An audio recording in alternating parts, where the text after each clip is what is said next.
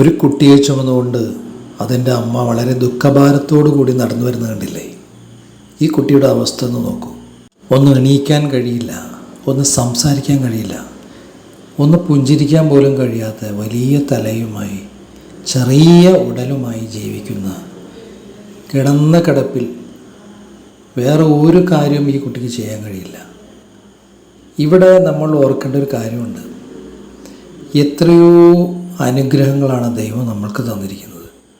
കണ്ണ്, കാഴ്ച, ബുദ്ധി, നടക്കാനുള്ള കഴിവുകൾ, സംസാരിക്കാനുള്ള കഴിവുകൾ എല്ലാം നോക്കുന്നുണ്ട്. പക്ഷേ എന്നാലും നമ്മൾക്ക് ദുഃഖം തന്നെയാണ്.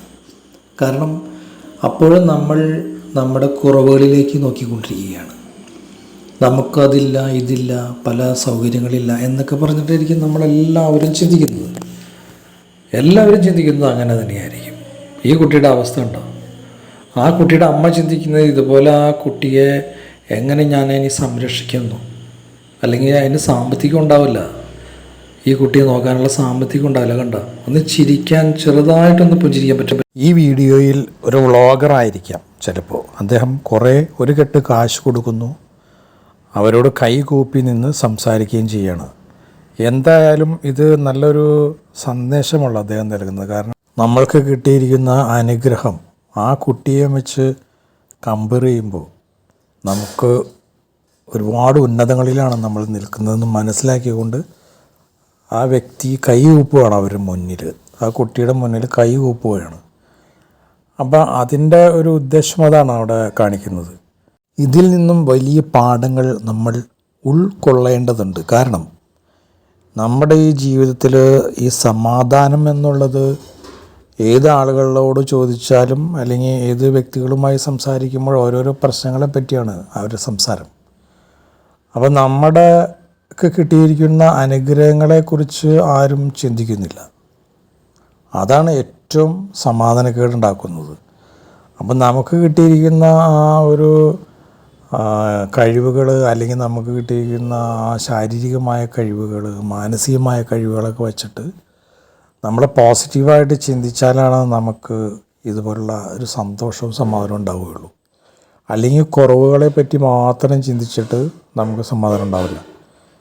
കാര്യം നമ്മുടെ കയ്യിൽ ജീവിക്കാൻ പൈസ ഇല്ലെങ്കിൽ നമുക്ക് ജീവിതം മുന്നോട്ട് നയിക്കാൻ കഴിയില്ല. എല്ലാവർക്കും അറിയാവുന്ന കാര്യം. പക്ഷേ അവിടെ നമ്മളതിനെപ്പറ്റി പഠിച്ചു കഴിയുമ്പോൾ നമുക്ക് ചെറുതാണെങ്കിലും ഒരു ജോലി ചെയ്യാൻ നമുക്ക് മാനസികമായ ബുദ്ധിമുട്ട്, അല്ലെങ്കിൽ മറ്റുള്ള ആളുകളുടെ മുന്നിൽ നമ്മൾ താഴ്ന്നു പോകും എന്നുള്ള ചിന്ത നമ്മളെ നയിക്കുന്നുണ്ട്. അതൊക്കെ ശരി തന്നെയാണ്. ആളുകൾ വില കുറഞ്ഞ പണിയെടുക്കുന്ന ആളുകളെ അങ്ങനെ കാണുന്നുണ്ട്. പക്ഷെ അത് മൈൻഡ് ചെയ്ത് കഴിഞ്ഞാൽ നമുക്ക് ഈ കുറവുകൾ, ഇവിടെയുള്ള കുറവുകൾ, ഒരുപാട് ആളുകൾ നടക്കാൻ പറ്റാതെ, സംസാരിക്കാൻ പറ്റാതെ, ശ്വസിക്കാൻ പറ്റാതെ, ശരിക്കും ഒന്ന് നല്ല ബ്രീത്തിങ് ചെയ്യാൻ പറ്റാത്ത ഒരുപാട് ആളുകളുണ്ട്. വെളിച്ചത്തിൻ്റെ മുന്നിൽ നിൽക്കാൻ പറ്റാത്ത ആളുകളുണ്ട്. ഭയങ്കര വേദനയായിരിക്കും. സൗണ്ട് കേട്ടാൽ ഭയങ്കരമായ അസ്വസ്ഥതയായിരിക്കും. അങ്ങനെയുള്ള ആളുകളുണ്ട്. അതുപോലെ ഈ ലോകത്ത് ഒരുപാട് ആളുകൾ അങ്ങനെ ജീവിച്ചിരിക്കുന്നുണ്ട്. അവരെ പറ്റി ഒന്നും നമ്മൾ ചിന്തിക്കാറില്ല. ഇപ്പോൾ ഇത് കാണുമ്പോൾ നമുക്കൊരു ചിന്ത വരും, പിന്നെ നമ്മുടെ മൈൻഡിൽ നിന്ന് അത് പോകും. അപ്പം നമുക്ക് കിട്ടിയിരിക്കുന്ന അനുഗ്രഹങ്ങളെ പറ്റി നമ്മൾ ചിന്തിച്ച് കൂട്ടിക്കഴിഞ്ഞാൽ ഒരുപാട് കണക്കില്ലാത്ത അനുഗ്രഹങ്ങൾ നമുക്ക് തന്നിട്ടുണ്ട്. സാമ്പത്തിക ശേഷിയുള്ള ഒരാളെ കാണുമ്പോൾ നമ്മൾ കരുതും അദ്ദേഹം ഒരുപാട് അനുഗ്രഹം കിട്ടിയ ഒരാളാണ്, അതേപോലെയൊക്കെ സ്വത്തായൊക്കെ എന്നൊക്കെ നമ്മൾ ചിന്തിക്കും. സ്വാഭാവികമാണ് ചിന്തിക്കുന്നത്. പക്ഷെ അവരായിട്ട് ഇഴുകിച്ചേർന്ന് ജീവിക്കുമ്പോൾ അവരുടെ പ്രശ്നങ്ങൾ അവർക്കും പ്രശ്നങ്ങളാണ്. അപ്പോൾ അവിടെയും അദ്ദേഹം ആ സമ്പത്ത് ഉണ്ടായിട്ടും വേറെ ചില പ്രശ്നങ്ങളിൽ കൂടി അദ്ദേഹം മാനസികമായി വിഷമിക്കുന്നു. മക്കൾ ശരിയല്ലാത്തത് കൊണ്ട്, അല്ലെങ്കിൽ സ്വന്തം അസുഖങ്ങൾ, അല്ലെങ്കിൽ ഭാര്യയ്ക്ക് അസുഖം, മക്കൾക്ക് അസുഖം, അങ്ങനെ ഒരുപാട് പ്രശ്നങ്ങൾ കൊണ്ട് വേദനിക്കുന്നുണ്ടാവും. ചില ആളുകളുണ്ട്, സമ്പത്തുണ്ട്, എങ്ങനെയും പ്രശസ്തനാവാൻ പറ്റിയില്ലല്ലോ എന്ന് ദുഃഖിക്കുന്ന ആളുകളുണ്ട്. അയാളുടെ ഒരു കണക്കില്ലാത്ത സമ്പത്ത്, പക്ഷെ ആരും അറിയില്ല പുള്ളീനെ ആരും ബഹുമാനിക്കുന്നില്ല, അതുകൊണ്ട് ദുഃഖിച്ചെടുക്കുന്ന ആളുകളുണ്ട്. അപ്പോൾ ഒന്ന് ആലോചിച്ച് നോക്കൂ. അപ്പോൾ ഏത് രീതിയിലേക്കാണ് ദുഃഖങ്ങളുള്ളത് എന്ന് അവന് മനസ്സിലാക്കൂ. രാഷ്ട്രീയ രംഗത്ത് ഉന്നതരായിട്ട് നിൽക്കുന്ന ആളുകൾ അവരുടെ പ്രവർത്തനങ്ങൾ കൊണ്ട് തകിടം മറിഞ്ഞ് താഴത്തേക്ക് പോകുന്ന കാര്യങ്ങൾ നമ്മൾ കാണാറില്ലേ? അവർക്ക് അവരുടെ പാർട്ടിയിൽ നിലനിൽക്കാൻ വേണ്ടി അവർ പ്രഷർ ചെലുത്തി മുന്നോട്ട് പോയിക്കൊണ്ടിരിക്കുകയാണ്. സമാധാനമില്ല. സിനിമ വേദിയിൽ പോയാലും എങ്ങനെയും പിടിച്ചു നിൽക്കാൻ എന്തൊക്കെ ചെയ്യണം ഉള്ള മാനസികമായ ബുദ്ധിമുട്ടായിരിക്കും അവരനുഭവിക്കുന്നത്.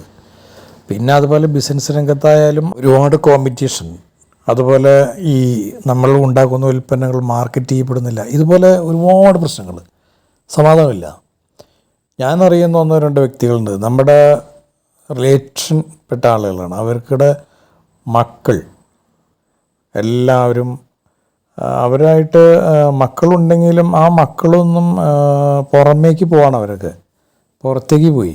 അപ്പോൾ അവർക്ക് ഒരു സമാധാനവും സന്തോഷവും ഇവിടെ കൊടുക്കാൻ ഇത് സാധാരണ ഒരുപാട് ആളുകൾ പുറത്തുണ്ട്. അതുപോലെയല്ല, ഇതൊരു മുസ്ലിം ഫാമിലിയാണ്. അപ്പോൾ അവർക്ക് അങ്ങനെ അധികം ആളുകൾ പുറത്ത് ഈ ഗൾഫിലുണ്ടെങ്കിലും കാനഡ ഇങ്ങനെയുള്ള സ്ഥലങ്ങളിലേക്കൊക്കെ പോയി കഴിഞ്ഞാൽ പിന്നെ തിരിച്ചു വരവ് വളരെ ബുദ്ധിമുട്ടുള്ള അങ്ങനെയുള്ള ആളുണ്ട്. പിന്നെ വേറെ ആളുടെ മകൻ വലിയ സമ്പത്തുള്ള ആളാണ്. അവന് എന്താണെന്ന് വെച്ചിട്ടുണ്ടെങ്കിൽ വലിയ സിറ്റി പോയി താമസിക്കുകയാണ്. അപ്പോൾ ഇവിടെ ചെറിയ സിറ്റി ഇവരുടെ കൂടെ താമസിക്കാൻ അവർക്ക് പറ്റുന്നില്ല, താല്പര്യമില്ല. അതായത് ചെറിയ പയ്യനാണ്, ഭാര്യ കല്യാണം കഴിച്ചിട്ടുള്ളൂ, പക്ഷെ അവർക്ക് ഇവരുടെ കൂടെ നിൽക്കാൻ ഇഷ്ടമല്ല. ഇവിടെ വലിയ സമ്പത്തും അതുപോലെയുള്ള സൗകര്യങ്ങളൊക്കെ ഉണ്ട്.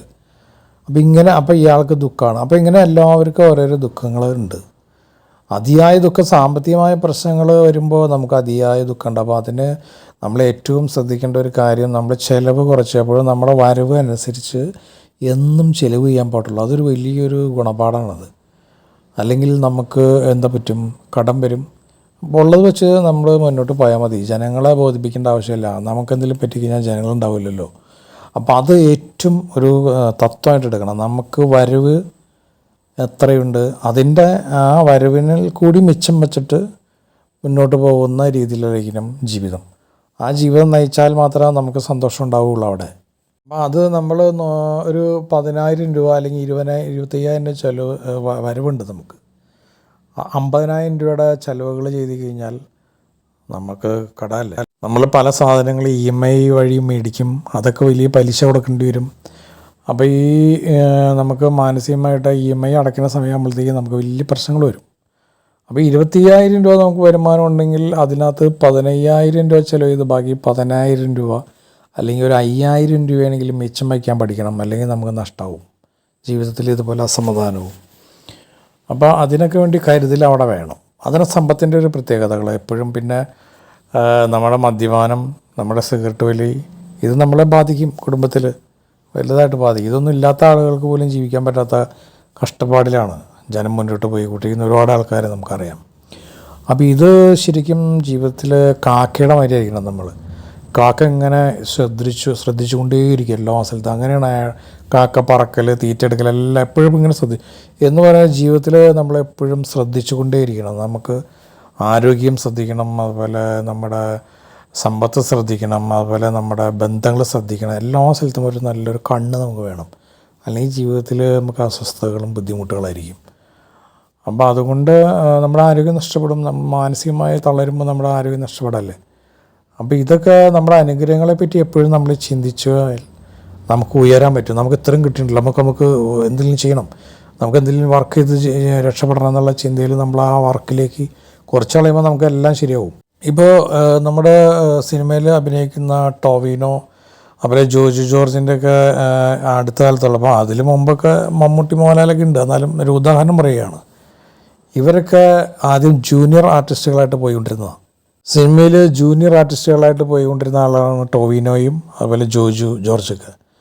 അവരങ്ങനെ നിന്ന് അവർക്ക് കുറേ നാൾ കഴിഞ്ഞപ്പോൾ നല്ല സീനുകൾ ചെറുത് കിട്ടി. അങ്ങനെ കയറി വന്നിട്ടാണ് അവർ ഈ പറയുന്ന രീതിയിൽ ഉയർന്നു വന്നത്. ഈ ജൂനിയർ ആർട്ടിസ്റ്റുകളെ ഒരുപാട് ആൾക്കാരെ എനിക്കറിയാം.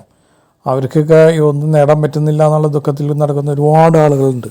നമ്മളിങ്ങനെ അവിടെ സിനിമയാണ് പാഷനെങ്കിൽ അവിടെ പോയി ജൂനിയർ ആർട്ടിസ്റ്റായിട്ട് തന്നെ പോയി നിന്ന് കുറേ നാൾ കഴിയുമ്പോൾ നമുക്ക് അഭിനയിക്കാൻ കഴിവുകൾ ഉള്ള ആളായതുകൊണ്ട്, ഇപ്പോൾ ഷാരൂഖ് ഖാനും ഒക്കെ അങ്ങനെയല്ലേ വന്നത്.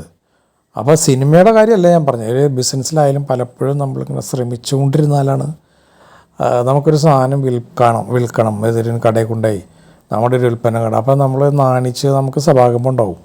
അപ്പോൾ അവിടെ ചെന്ന് സംസാരിച്ച് ആ കടയായിട്ട് ധാരണയായി കുറച്ച് സാധനം ഇറക്കി, കുറച്ച് അങ്ങനെ ഒരു ദിവസം ഒരു 5 കട കിട്ടി. അങ്ങനെ ശ്രമിച്ചു. നാണക്കേടുണ്ടാവും നമുക്കത് മാറ്റി വെച്ചിട്ട് നമ്മൾ ശ്രമിച്ചുകൊണ്ടിരുന്നാൽ കുറേ ദിവസം കഴിയുമ്പോൾ കുറേ കടകൾ നമ്മുടെ അണ്ടറിലാവും. പിന്നെ നമ്മുടെ സാധനങ്ങൾ ഇങ്ങനെ റൊട്ടേറ്റ് ചെയ്തിരിക്കണം. ഈ ജീവിതത്തിൽ ഭാഗ്യമില്ല എന്നൊന്നും പറയാൻ പറ്റില്ല. ആ ഭാഗ്യമുള്ള ആളുകളും ഉണ്ട്, ഭാഗ്യമുണ്ടെങ്കിൽ നമുക്ക് ഉയർന്നു വന്ന ആളുകളുണ്ട്, ഇല്ലയെന്ന് ഒരിക്കലും പറയാൻ പറ്റില്ല. നമുക്ക് ഇതിൽ നല്ല തീരുമാനങ്ങൾ എപ്പോഴും എടുക്കണം. ഇപ്പോൾ സിനിമാ നടി ശാന്തി കൃഷ്ണയ്ക്കൊക്കെ പറ്റിയ കാര്യങ്ങൾ നമുക്കറിയാമല്ലോ. അവർ വീട്ടുകാരെയൊക്കെ തിരസ്കരിച്ചുകൊണ്ട് ഒരാളെ സിനിമയിൽ അന്നും ഉന്നതനായിട്ടിരിക്കുന്ന ഒരാളെ അവർ സ്വീകരിച്ചു. പക്ഷേ അയാൾ സ്വഭാവം ശരിയല്ലാത്തതുകൊണ്ട് അവരുടെ ജീവിതത്തിൽ എന്തെല്ലാം പ്രശ്നങ്ങളുണ്ടായി. അപ്പോൾ അങ്ങനെയുള്ള ആളുകളെ തിരഞ്ഞെടുക്കരുത്. അത് നമ്മൾ സൂക്ഷിക്കണം, ശരിക്കും സൂക്ഷ്മതയോടുകൂടി അവരൊക്കെ വീക്ഷിച്ചിട്ട് വേണം അവരൊക്കെ നമ്മുടെ പങ്കാളിയാക്കി എടുക്കാനായിട്ട്. അതുപോലെ ഒരുപാട് കാര്യങ്ങളുണ്ട്, ഒരുപാട് കാര്യങ്ങൾ. ഇവിടെയൊക്കെ നമ്മൾ സൂക്ഷ്മത വേണമെന്നുള്ളതാണ് ഇവിടെ പറയുന്നത്. ജീവിതത്തിൽ നമ്മൾ സൂക്ഷിച്ച് വേണം ഓരോ കാര്യങ്ങൾ ചെയ്യാനും. നമ്മളിപ്പോൾ ഇവിടെ എത്രയോ ആളുകൾ പറ്റിക്കപ്പെടുന്നു, പൈസ കൂടുതൽ ലാഭം കിട്ടും. എവിടെയും കൂടുതൽ ലാഭം കിട്ടുന്ന പദ്ധതിയുമായി വരുന്ന ആളുകൾ നമ്മളെ പറ്റിക്കാനാണ്. അവിടെ നമ്മൾ കയറരുത്. അപ്പോൾ അത് മാറി നിൽക്കണം. അവിടെ നമ്മൾ സൂക്ഷിക്കണ്ടേ. അല്ലാതെ അവർ പറയുന്നത് കേട്ട് പൈസ കൊടുത്തിട്ട് ഒരു സുപ്രഭാതത്തിൽ അവർ മുങ്ങി കഴിഞ്ഞ് കഴിയുമ്പോൾ നമ്മുടെ പൈസ എല്ലാം പോകും. അപ്പോൾ അവിടെ ഇതുപോലെ ഓരോ പോയിന്റിൽ വണ്ടി ഓടിക്കുമ്പോൾ ശ്രദ്ധിക്കണം. വണ്ടി ഓടിക്കുമ്പോൾ നമ്മൾ ശ്രദ്ധിക്കേണ്ടത് എന്താ, അപകടം ഉണ്ടാകാൻ സാധ്യതയുണ്ട്, അതുകൊണ്ട് പതുക്കെ പോകണം, ശ്രദ്ധിച്ച് പോകണം എന്നുള്ള ചിന്ത നമുക്കുണ്ടാവണം. അത് ഓരോ പോയിന്റിൽ, ഓരോ ജീവിതത്തിൻ്റെ ഓരോ ഭാഗങ്ങളിൽ നമ്മൾ ശ്രദ്ധിച്ചാലാണ് നമുക്ക് ഇവിടെ ഉയർച്ചയും. നമ്മൾ ഉള്ളപ്പോൾ ഒരു പെയിൻ്റ് അടിയാണ് നമ്മുടെ ജോലി. നന്നായിട്ട് ഒരു വീട്ടിൽ പോയി അല്ലെങ്കിൽ ഒരു സ്ഥാപനത്തിൽ പോയി പെയിൻ്റ് അടിക്കുക, ആ കറക്റ്റ് സമയത്ത് അവർക്ക് ചെയ്തു കൊടുക്കുക. അവർ ഉന്നതനായിട്ടുള്ള ആളായിക്കോട്ടെ, അല്ലെങ്കിൽ സാമ്പത്തിക ശേഷിയിൽ ഉന്നതനായിട്ട് നിൽക്കുന്ന ആളായിക്കോട്ടെ, സാധാരണക്കാരനായിക്കോട്ടെ, അത് നമ്മൾ ചിന്തിക്കരുത്. നമ്മുടെ വർക്ക് കറക്റ്റായിട്ട് എഫിഷ്യൻ്റായിട്ട് നമ്മൾ ചെയ്യുക, അതിനുള്ള പൈസ വാങ്ങിക്കുക, അത് സുരക്ഷിതത്തോടുകൂടി ചിലവാക്കി അതുപോലെ ജീവിച്ചു കഴിഞ്ഞാൽ ഐശ്വര്യം ഉണ്ടാവും, സമാധാനം ഉണ്ടാവും. അതിന് നമ്മൾ മിക്കവാറും അത് കറക്റ്റായിട്ട് ചെയ്തു കൊടുക്കാതിരിക്കുക, മദ്യപിക്കുക, കറക്റ്റായിട്ട് അവർക്ക് പെയിൻറ്റിങ് ചെയ്ത് കൊടുക്കുക, ഇത് എല്ലാ തൊഴിലിലും ഉണ്ട്. അങ്ങനെ ചെയ്യുമ്പോൾ ആ വ്യക്തിക്ക് അസ്വസ്ഥതയാണ്. പിന്നെ ചില ആളുകളുണ്ട്, ഒരു ആളുണ്ട് കള്ളു കുടിച്ച് നടക്കുന്ന ഒരാൾ, അയാളുടെ മക്കൾ 2 പേരും എന്ത് പറ്റി, സ്വിറ്റ്സർലൻഡിൽ നഴ്സായിട്ട് പോയി. അയാൾ ഭയങ്കരമായിട്ട് രക്ഷപ്പെട്ടു. അതാണ് ഭാഗ്യം എന്ന് പറയുന്നത്. അയാൾ ഉത്തരവാദിത്തമില്ലാത്ത ആളാണെങ്കിലും ആ മക്കൾ ഉത്തരവാദിത്തത്തിൽ ജീവിച്ചതോടുകൂടി അയാൾ രക്ഷപ്പെട്ടു, സാമ്പത്തികമായിട്ട് രക്ഷപ്പെട്ടു. പക്ഷേ അയാളുടെ ആരോഗ്യം നഷ്ടപ്പെട്ടു. അപ്പോൾ അങ്ങനെ ഭാഗ്യമുണ്ട്, അതാണ് നേരത്തെ ഭാഗ്യം. അങ്ങനെ എല്ലാവർക്കും ഉണ്ടാവില്ലല്ലോ. അപ്പോൾ ഒരു മരമ്പട്ടക്കാരൻ്റെ കഥ പറഞ്ഞ കാര്യം അങ്ങനെ എല്ലാവർക്കും എപ്പോഴും സംഭവിക്കില്ലല്ലോ. ഇവിടെ ഇതാണ് നമ്മൾ ചിന്തിക്കേണ്ട കാര്യങ്ങൾ. നമ്മുടെ ഏത് ദൈവം നമ്മളെല്ലാ രീതിയിലും സൃഷ്ടിക്കും. അവിടെയൊക്കെ നമുക്ക് കിട്ടിയ അനുഗ്രഹങ്ങളെപ്പറ്റി ചിന്തിച്ചു കഴിഞ്ഞാൽ നമുക്ക് സന്തോഷം ഉണ്ടാവും. അതുകൂടെ വർക്ക് ചെയ്യുക, സന്തോഷം ഉണ്ടാവും. പണക്കാരനാവുക അല്ലെങ്കിൽ പ്രശസ്തനുള്ള ആളാവുക, വലിയ ആളാവുക എന്നുള്ളത് നമ്മുടെ നിമിത്തമാണ്. നമ്മൾ അധ്വാനിച്ചാലാണ് അങ്ങനെ ആവുള്ളൂ, അല്ലെങ്കിൽ നമുക്ക് ഭാഗ്യമുണ്ടെങ്കിൽ ആവുള്ളൂ, അല്ലെങ്കിൽ വിധി ഉണ്ടെങ്കിൽ ആവുള്ളൂ, അങ്ങനെയൊക്കെ ചിന്തിച്ചാൽ മതി. അപ്പം നമുക്ക് എല്ലാവരും ഒരു ദിവസം മരിക്കും. ഏറ്റവും വലിയ ആളുകൾ ആയിട്ടുള്ള രാജാക്കന്മാരും മരണപ്പെട്ടു പോയി. അതുകൊണ്ട് അത്രയേ ഉള്ളൂ കാര്യങ്ങളൊന്നും മനസ്സിലാക്കുക. അപ്പം നമുക്ക് സമാധാനം കൈവരിക്കും.